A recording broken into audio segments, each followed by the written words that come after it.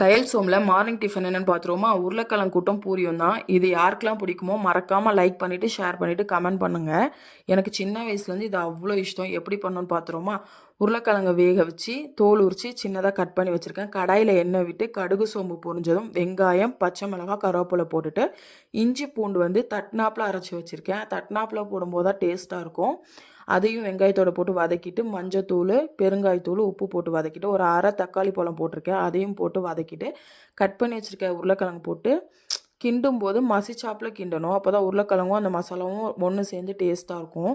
லாஸ்ட்டாக கொத்தமல்லி போட்டு இறக்கிற வேண்டியதான். தண்ணி ஊற்றி செய்கிறத விட இப்படி கட்டியாக செஞ்சு சாப்பிடும்போது இன்னும் டேஸ்ட்டாக இருக்கும். ட்ரை பண்ணி பாருங்கள். பூரிக்கு மாவு பிசைறதுக்கு தேவையான அளவுக்கு மாவு எடுத்திருக்கேன். அதில் தேவைக்கான உப்பு, சீனி, ரவை போட்டு பச்சை தண்ணி தான் போட்டிருக்கேன். போட்டு கொஞ்சம் இறுக்கமாக பிசைஞ்சு லாஸ்ட்டாக காயாமல் இருக்கிறதுக்காக மேலே ஆயில் ஸ்ப்ரே பண்ணி ஒரு அரை மணி நேரம் ஊற விட்ருக்கேன். அரை மணி நேரம் ஊறினா போதும். சப்பாத்திக்கு தான் ரொம்ப நேரம் ஊறணும். பூரிக்கு ஒரு அரை மணி நேரம் ஊறினா போதும்.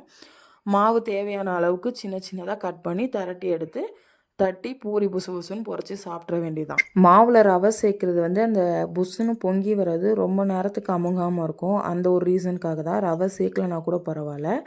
மறக்காமல் கூட்டை அப்படி கட்டியாக செஞ்சு சாப்பிட்டு பாருங்கள். பாய்.